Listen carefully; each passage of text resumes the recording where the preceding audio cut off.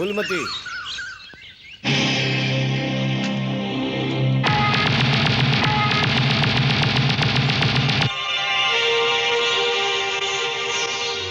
तुहार प्यार हमके अपन रास्ता बदले के मजबूर कर दिले बा Phoolmati.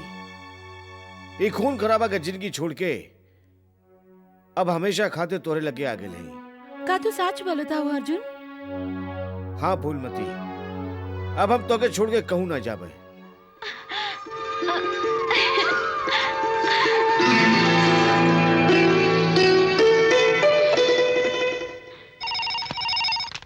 Hello Chandrapur police station. हाँ, हम हरिपुर थाना से इंस्पेक्टर बलदेव सिंह बोल रहल बानी। का हम इंस्पेक्टर खान से बात कर सके नहीं? हाँ, हम इंस्पेक्टर खान बोल रहे हैं। सर, हम बलदेव सिंह बोल रहल बानी। हमार मुखबिर खबर देहले बा कि गांव के चौधरी के लूटे खातिर अर्जुन डकैत आवे वाला बा, लेकिन हमार थाना में सिपाही बहुत कम हवन। अगर रउआ सिपाही और गोला बारूद भेज दें तो हम जाल बिछाई के अर्जुन डकैत के गिरफ्तार कर सके नहीं। अगर ऐसी बात है तो पुलिस फोर्स हम अभी भेजे था।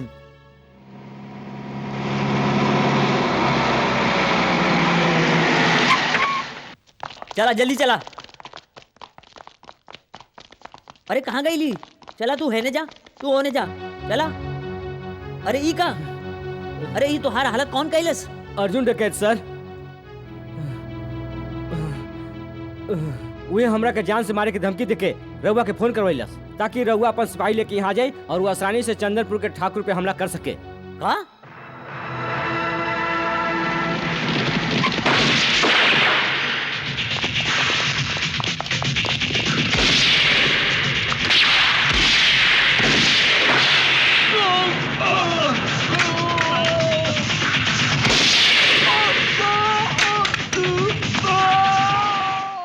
जहांगीर खान,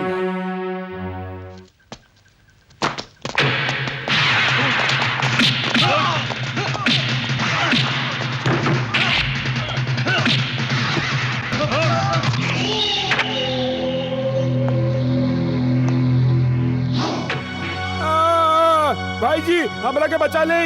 भाई जी दार रहल हरामखोर। भाई जी हमरा के बचा ले। एक अर्थी तैयार करा।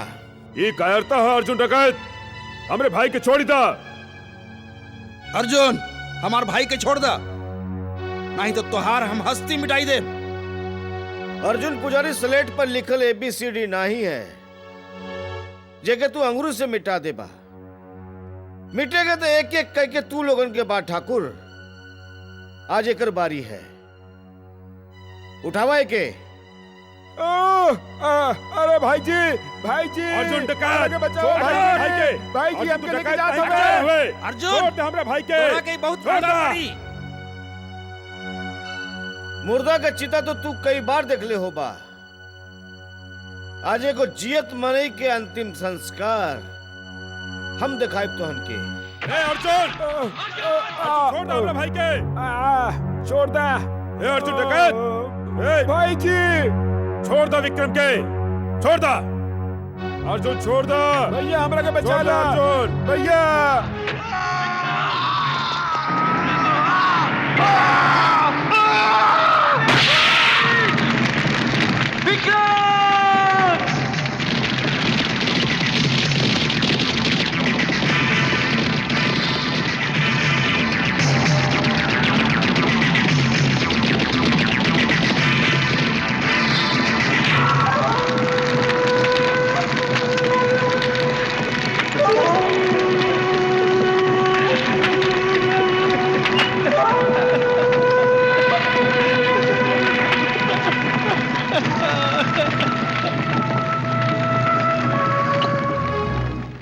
कब तलक हम कारण जैसे चुपचाप बैठल रही बड़ा भाई जी।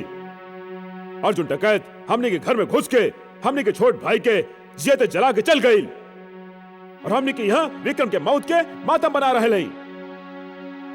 हम तो कहते हैं बड़का भाई जी, अर्जुन के माई के मार के ओकर लाश के छोट छोट टुकड़ा करके चील कौवन के पेट भरे खातिर गांव के नदी किनारे फिकवा देवे के चाहिए। शेर कबहू मरल शिकार नहीं खाला। अर्जुन के माई तो पागल बिया, तो वैसे मरल बिया। कौनो ऐसा आदमी के मारा जेकरे मरले से अर्जुन के तकलीफ होवे। तो भाई जी एक काम कल जाए, हम फूलमती के मार देते फूलमती के मारे के बाद अर्जुन हमनी पे जरूरे हमला करी और उ बखत हम पूरा तैयारी के साथ होकर शिकार खातिर बैठल रह और अर्जुन हमनी का ई चाल के जाल में फंस जाई और फिर हम ओकरा के ऐसन मौत मारब के मौतो ओकर ई मौत देख के कांप उठी। कौनो भी कदम उठावे से पहले तू सबे ठंडा दिमाग से सोच ला। अगर फूलमती के मार दे ता सारा गांव वाला हमनी के खिलाफ हो जाइए और जीजा जी के मंत्री बने के सपना कभी पूरा ना हुई। जगमोहन ठीक कह रहल बा। अर्जुन डकैत के मारे खातिर हम लोगन के दूसरा रास्ता ढूंढे के होई। जीजा जी हम एगो ऐसन खतरनाक आदमी के जाने नी जौन पैसा खातिर कुछो करी सकेला। हमके ऐसा खूंखार शिकारी की जरूरत है। पता लगाओ वो कहाँ है। ए कल्लू पत्ता लगावा। ले अरे डाला इला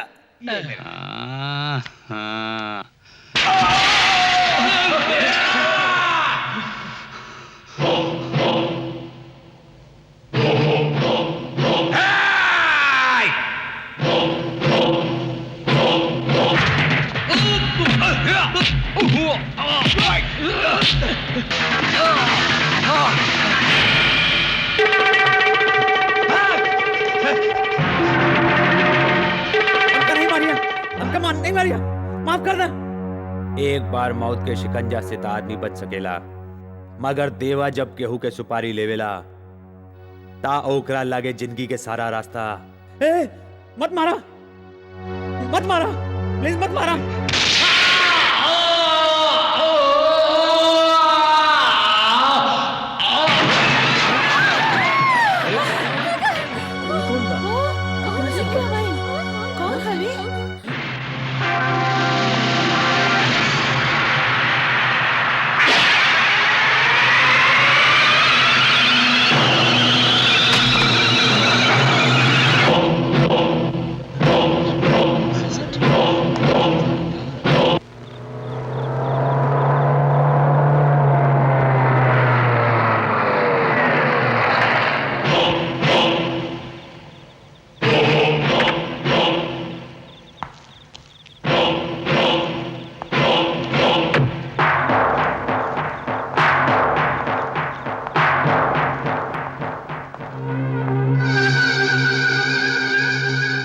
असलम पठान के खून के खबर ता तोहरा के मिलिए गईल होई। टीवी पे खबर देख के आ रहा है। कांद तो बड़ा सफाई से कैला। 5 लाख रुपया तो हम पहले ही दे चुकल हैं और ई बाकी के 5 लाख।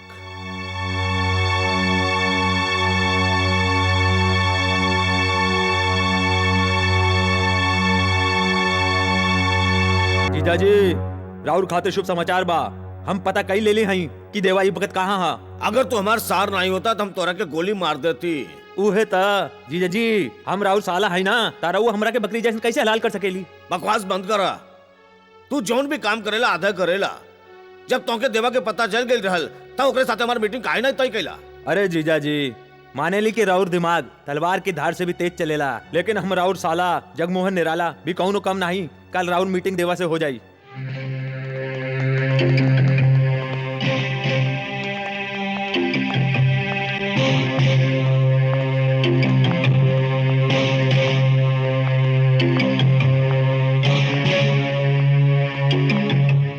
जीजाजी देवा भाई।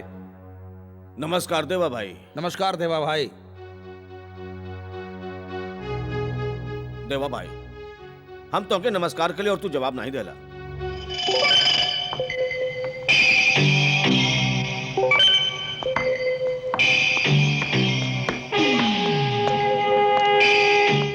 देवा खाली ऊपर वाले के सलाम करेला, काम बोला उहे ता काम ता ई है देवा भाई जो टेलीफोन पे बात भइल रहल अर्जुन के ऊपर बचावे के बाद। कीमत 30 लाख। देवा एक आदमी के मारेगा 6 के नहीं, कीमत बहुत ज्यादा है। 35 लाख। राम राम चाचा। राम राम। का बात बा चाचा, रहुआ बड़ा चिंता में दिखत बानी। हाँ बेटवा, जब लड़की जवान हो जावेले तो हमरा ऐसे गरीब बाप की चिंता बढ़ जावेला। अब चंपा जवान हो गई बया, सोचत बानी के ओकर बियाह कई देई। ता एकरा में परेशानी की का बात बा? परेशानी तो इहे है ना कि कौनो नीमन लड़का नहीं मिल रहा बा, बस इहे परेशानी के बात बा।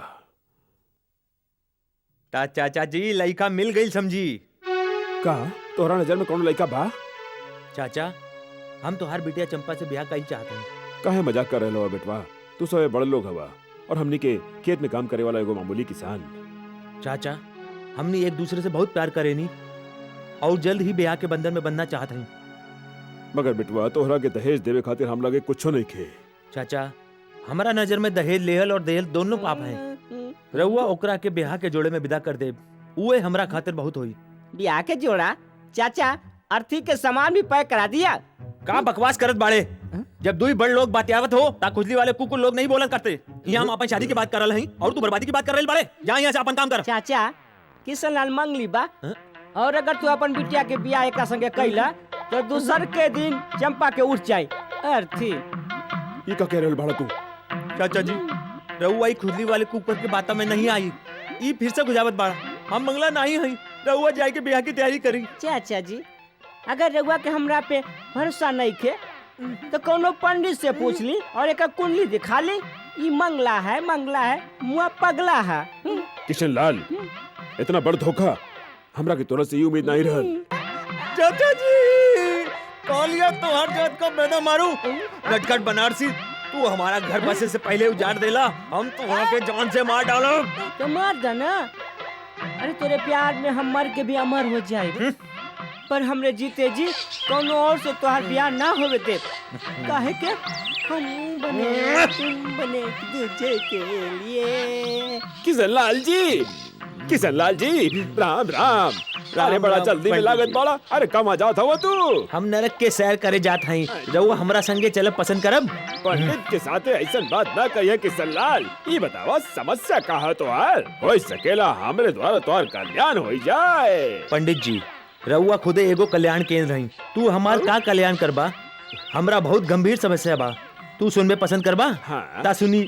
नटखट बनारसी ने हमार होने वाला ससुर के बता देलस कि हम एक मंगली लड़का हई और अब वो अपन बेटी के ब्याह हमरा साथे नहीं कल चाहत हवे। वो समझलन कि स्वागत वाले दिन उनकर बिटिया सीधा ऊपर चली जाई। हाँ अरे नटखट बनारसी कमन होए वाला भविष्यवाणी करे वाला। अरे वो कौन अंतर्यामी है का? और इहवा तो खाली शनि पंडित ही भविष्यवाणी कर सकेला। एगो काम करा तनिया अपन सोच हाथ दिखावा सीधा वाला। हाँ अरे अच्छा। तो उल्टा हवे। पंडित जी हमार हाथ की रेखा का कहत बा? किशन लाल तोरे हाथ के लकीर कहत बा तोरे लगे पैसा बहुत बा, पक्की ब्याह में बाधा बा, शनि के दरवाजा पे राहु के पहरा बा। यही खातिर तोहार ब्याह नहीं हो सकेला। माने के जिंदगी भर हम कवारा रहे, हमार चंपा हमरा के नहीं मिल सकत। पंडित जी अरे ये हम कहवा कहली? अरे तोहरा के तोहार चंपा मिली है और जरूर मिली। अरे तोहार ब्याह हुई, मगर ब्याह के 7 दिन बाद तोहार चंपा भगवान के प्यारा हो जाई। चुप चुप कही, हमार बगिया में फूल खिले से पहले ही हमार फूल मुरझाए चाहिए। पंडित जी चंपा के काल टाले खातिर कौनो उपाय बताइए। उपाय तो हवे किशन लाल, पर तनी खर्चा करे के पड़ी। रउआ पैसे की फिक्र नहीं करी पंडित जी, बस उपाय बताई। तोहार ब्याह गधी के साथे करे के पड़ी। आए गधी के संगे का कही रहे हैं पंडित जी?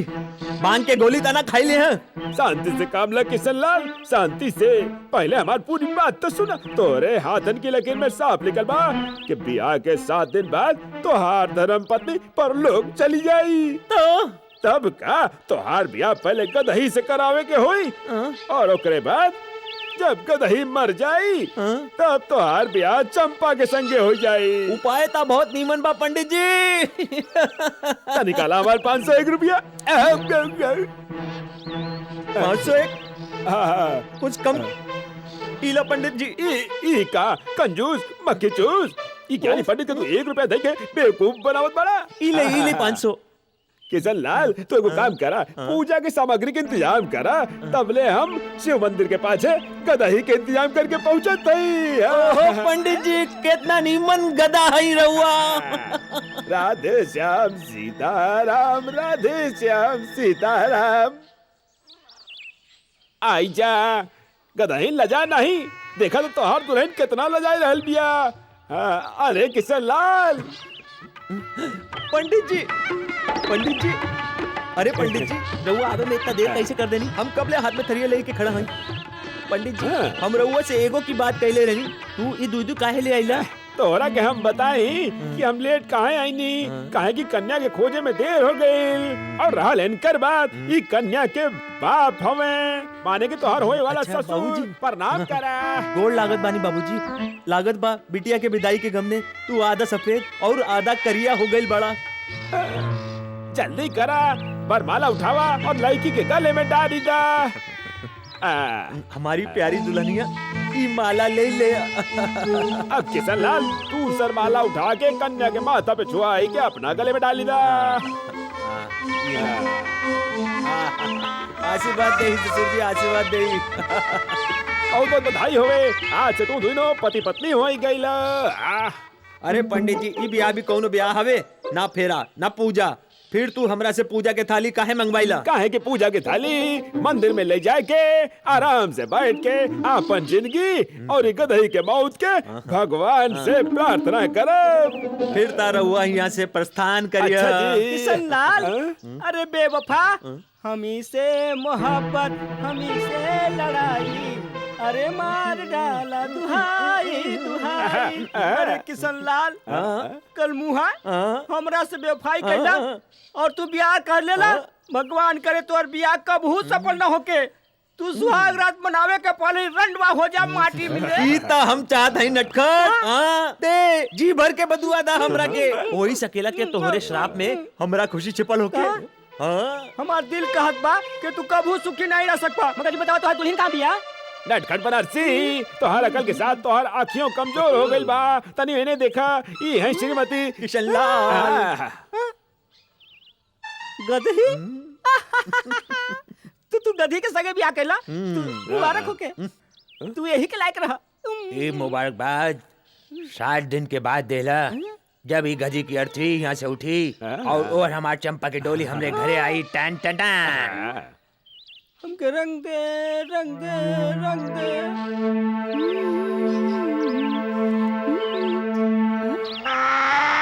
गधा?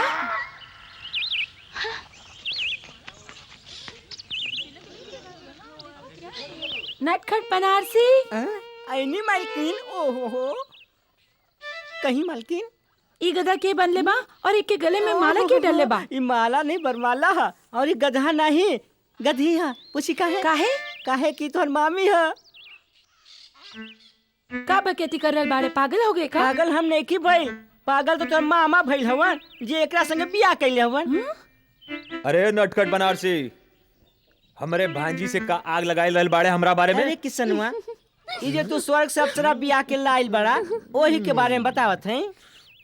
सुना हमरे खानदानी बावर्ची, तू जाई के अपन काम करा, हम अपनी भगिनी के सब कुछ बताई दे। अंडरस्टैंड? रंग बिरंगा अंडा। मामा जी, ये सब का तमाशा है? फूलमती तमाशा नहीं है, ई ता घोर अन्याय है। ते जानते हवे हम बचपन से मंगला हई और जेब से कंगला हई। हम चंपा से बहुत प्यार करेनी, लेकिन पंडित जी के कहे अनुसार हम ही गदी से ब्याह कर लेनी और 7 दिन बाद जब ही मर जाई हम चंपा से ब्याह कर ले। अगर ये बात है मामा जी तो बहुत खुशी की बात है। देखा, 8 पर रोज तू अपन डोली सजा के रखिया, क्योंकि दिलवाले दुल्हनिया ले जाइए। पर 7 दिन में हमारी सौत ई गधी ना मरल तो? हाँ मामा जी, अगर 7 दिन के अंदर गधी ना मर लेता? ओम नमः शिवाय, जय गणेशाय। ओम नमः शिवाय, जय गणेशाय। अरे होवे के कहा, ये गदही जिंदगी भर किशन लाल के पत्नी बन के रही। अरे पंडित, अगर ये गदी नहीं मरल ता तू गधे की मौत जरूर मरबा, समझला? राम नाम जपना, भराया माल अपना। हाँ?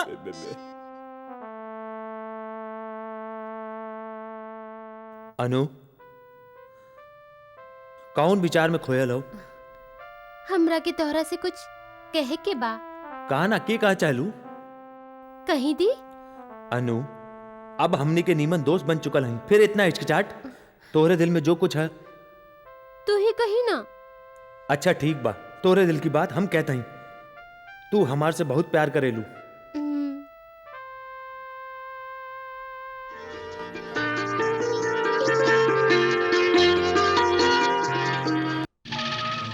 तोहार बेटवा जेकर औकात जमीन पर रहेंगे तो कीड़ा से भी कम बा। आसमान के छुए के सपना देखा था। देखा भाई, तू एक नीक मनई हवा। एक खातिर तो के वार्निंग देत हई कि 24 घंटा के भीतर भीतर ये गांव के छोड़ के चल जा। हम नहीं चाहते कि ये बूढ़ शरीर जेकरे अंदर बीमार हड्डी बा अपन जवान बेटा के अर्थी उठावे। समझला? अपनी चिंता नहीं करी ठाकुर साहब। हम आज ही अपन बेटवा राजीव के लेके ई गांव हमेशा हमेशा खातिर छोड़ देव।